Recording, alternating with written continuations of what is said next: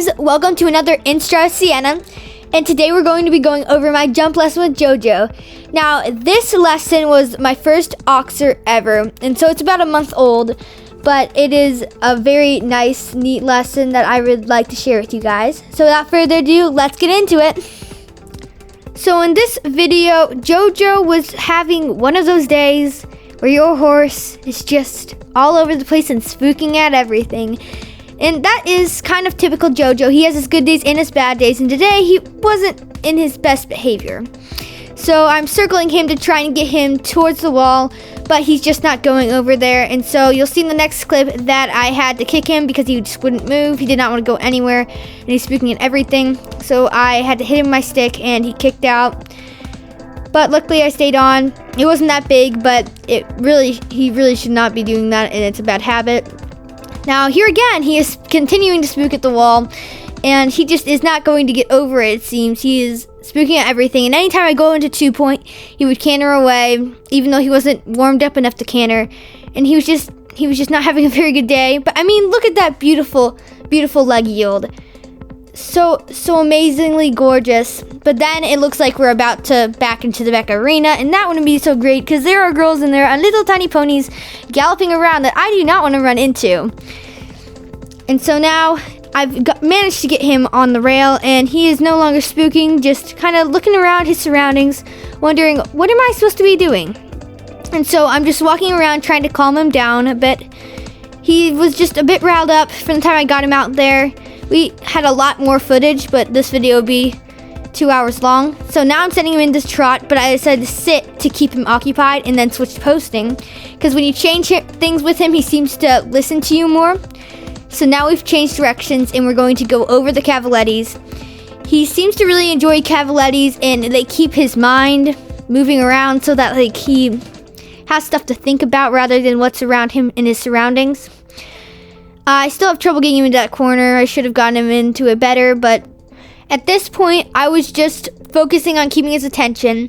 I really wasn't worrying about my equitation. I was just trying to keep him under control and just trying to calm him down a bit more. And so now we've gone back to trotting. I switch my diagonals frequently to keep his mind thinking and being like, oh, what is she doing now? It seems to be working. He starts to calm down a bit, but you'll see he really never gets over it, and he tries to avoid things at all costs. But eventually I just am done with it, and I put my leg on, and he's not as bad because he has more stuff to do. So I can do it. He just would rather not. Now we go to canter, and we had an okay transition. It could have been way better, but it was decent, I guess, for the circumstances. And so I circle him because I am sponsored by circles. I just love my circles. They are my best friends. They are the greatest. And so we continue cantering. He's doing pretty well. He just needed something to do. I think he was getting a bit bored, and so we're just going to canter around. Now our first attempt at the cross rail. And so the goal was to get him back before the cavaletti so he would trot over them. And he did it pretty well for our first attempt at it. So now we're approaching again. We were really using this exercise as more of a control. So we were thinking of the cross rail more as a placement rail rather than a jump. And so you'll see that I worry more about the cavalettis than the cross rail. And so most of the time the cavalettis or the jump later on that's behind it turns out to be better than the actual cross rail. So this one I let him get a bit excited, and I let him canter, just get a little tiny stride in there, but then he does the cavalettis beautifully, and that was a really good run on his part. So this time we are trotting into the cross rail again to the cavalettis, and he gets a really nice jump to the cross rail. Doesn't overjump it, doesn't underjump it. I do have to fight him a little bit to get him to the cavalettis, but he does do them cleanly, and so it was good, and I give him a pat on his shoulder for it because I thought he was very good. Now we are trotting into it, but now we have a cross rail where the cavalettis used to be. And so he jumps the cross rail, but kind of karate chops it. But I get him back into canna for the second one, and it was okay considering what the first fence looked like. So this time he was running away. He's like, okay, now we're jumping. I can run, and she's not going to do anything about it. But the problem with him running is that he is now unbalanced, and so I need to get him back. So I circled him, and then I sent him down the line. And it was a lot better than the first time we did the cross rail to the cross rail. And he got a much better jump. We got it in 5 though, which was expected because he is a pony and it's set up for horses. And then we massively cut off that entire corner, but that's all right. He did jump fine, so I guess we can work on our corners later. So this was our first time trotting into the cross rail to the vertical. And so he gets a nice jump to the cross rail, but then speeds off to the vertical, which wasn't too bad of a jump, but it could have been way better. And so now we're going to trot into it again. And we get to the cross rail, and it was an okay jump.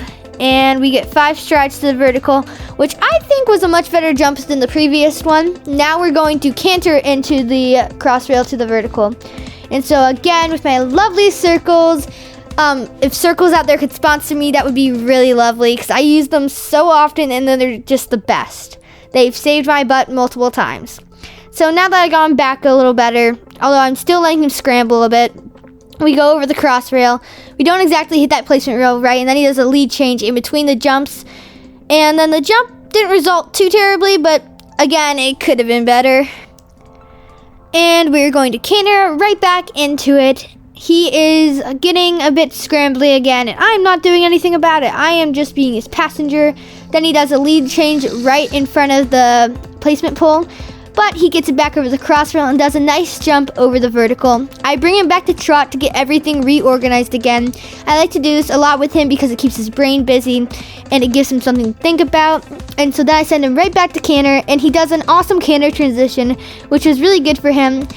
And then we do a beautiful circle, even though his canter is pretty good right now. He's not scrambling, and he seems pretty chill and relaxed, although he is just maybe a tiny bit on the floor. But other than that, he looks pretty nice. And we start to head into the cross rail to the vertical, and he gets the placement rail this time. But we get a tad bit close to the vertical, and so he really has to make a tiny stride for it. Now we're going to try this Oxer. This is my first Oxer, and so I didn't do everything perfectly, as you're gonna see.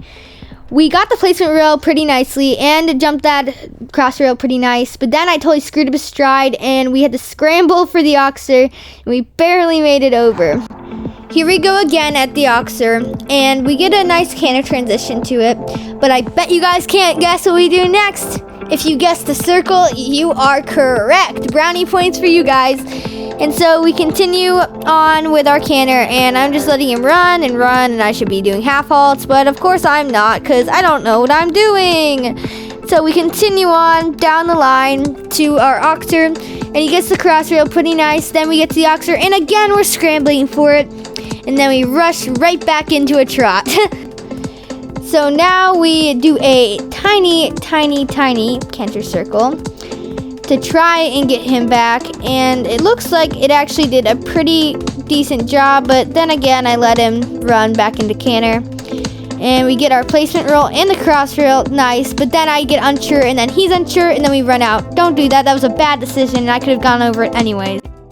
So this was our best out of the Oxer jumps, I think, because we got the stride to it, and it was a beautiful jump, and that cross rail is nice too. And then we pop right over it, nice and easy, and it was actually a beautiful jump on his part. So then we go around again to try it out to see if we can do it as nice as last time. And he does it way better than the first 3 attempts, but I don't think it was as nice as that last attempt. But it was still a really good one on his part, and it was a nice way to end our lesson. Thank you guys so much for watching. If you liked this video, like, comment, and subscribe for crazy horse content for horse crazy kids.